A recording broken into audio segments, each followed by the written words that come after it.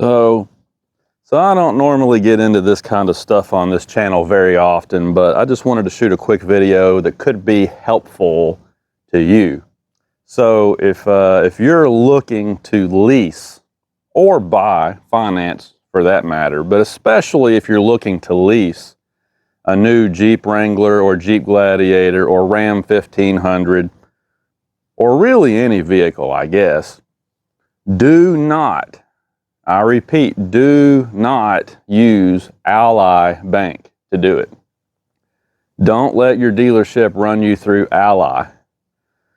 So here's the story. A few years ago, maybe several years ago, I have a friend named Chris. He has been leasing Ram trucks for, gosh, a couple of decades now. He's been leasing for, I guess, ever since we got out of high school.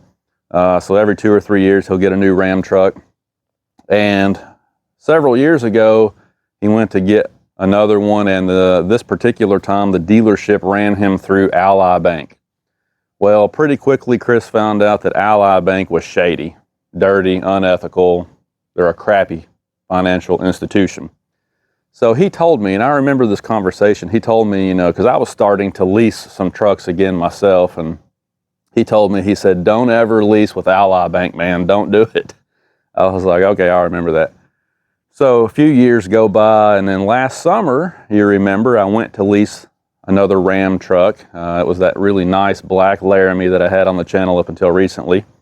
So I went to lease that truck, and the best rate that I could get was through Ally Bank. The dealership ended up running me through Ally, and I was like, a few years have gone by, maybe things have changed, maybe they're better now than they used to be.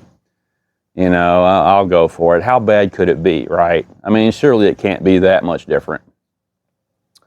So I agreed, signed the paperwork, we did the deal. My first payment, we did this at the end of the month. My first payment went to them and cleared on the 30th day of the month. I think it was July 30th. 3 weeks later, okay, not 4 weeks later, not 5 or 6 weeks later like any other bank would do, but 3 weeks later, they send me a late notice that I'm late on my payment and it's getting ready to rain. So I'm going to come in the barn and finish up this story.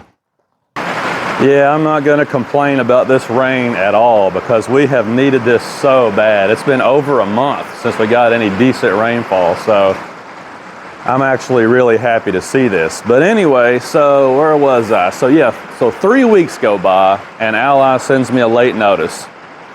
Okay, so first of all, 30 days hadn't even gone by yet. It hadn't even been 30 days. So I shouldn't have even had a payment due yet, much less late, right? So that continued to happen regularly throughout the following year. Anytime they thought they could stick me with a late fee, they would. Even though I never missed one payment. I didn't miss a single payment. Every month I sent them a payment. They still tried to hit me with late fees. I really got sick and tired of dealing with them, and I really kind of wanted to get a heavy-duty truck anyway. I decided to stop leasing and buy a lightly used heavy-duty truck. So I started shopping back in the springtime and found a truck that I liked, talked to the dealership about it.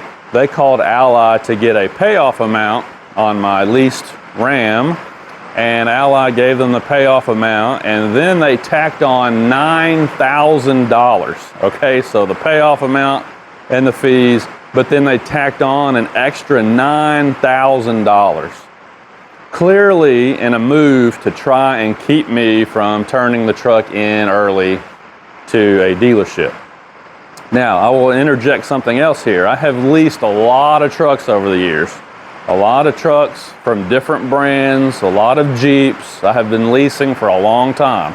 And I have never had this problem, ever. I've always had perfect success leasing, and I don't think that leasing is a problem. It definitely fits great for certain people, and it's always worked great for me because I, go through vehicles so fast. So leasing is not the problem. I've done it many, many times before with no issues. The problem is this specific bank, Ally Bank. $9,000. So obviously I'm not going to do that. I'm not going to give those people $9,000 extra just to get out of the lease and trade it in for something else. Not going to do it. So I just gave up and I waited 6 more months.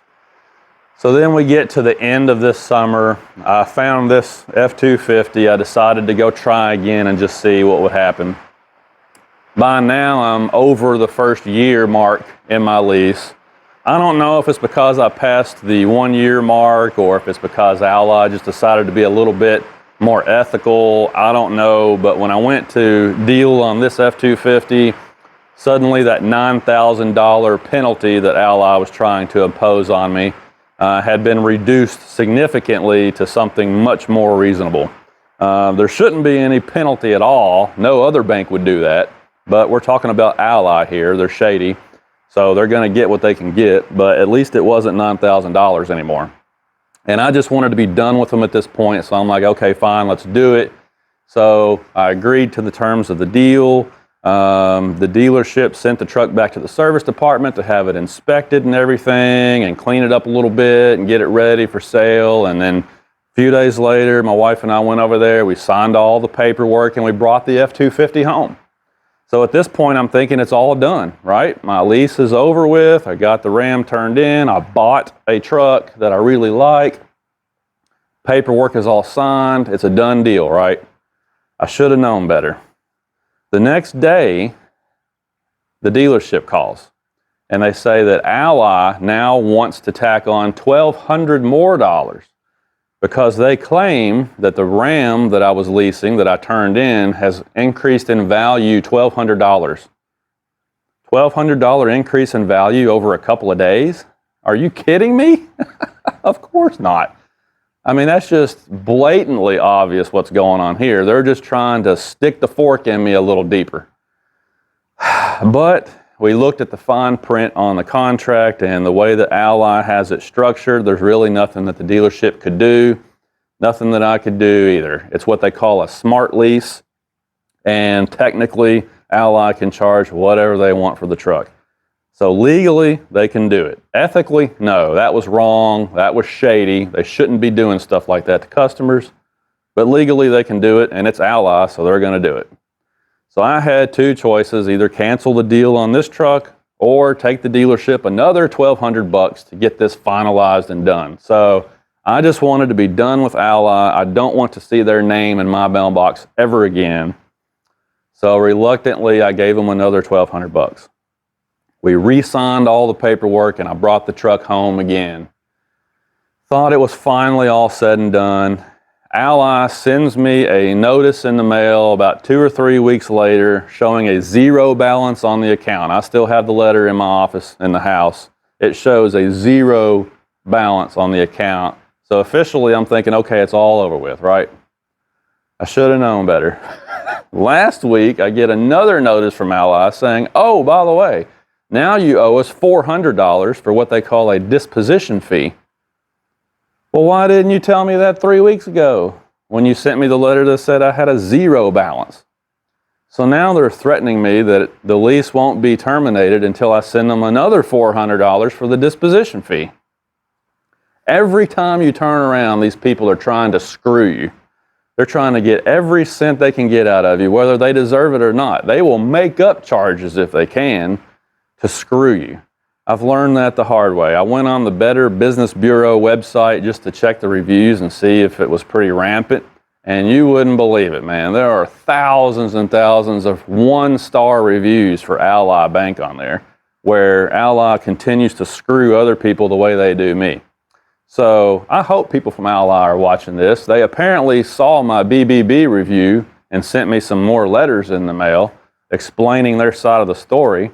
Well, your side of the story, Ally, is wrong. You guys have screwed me since day one, charging me late fees and all this junk, even though I sent you a payment every month.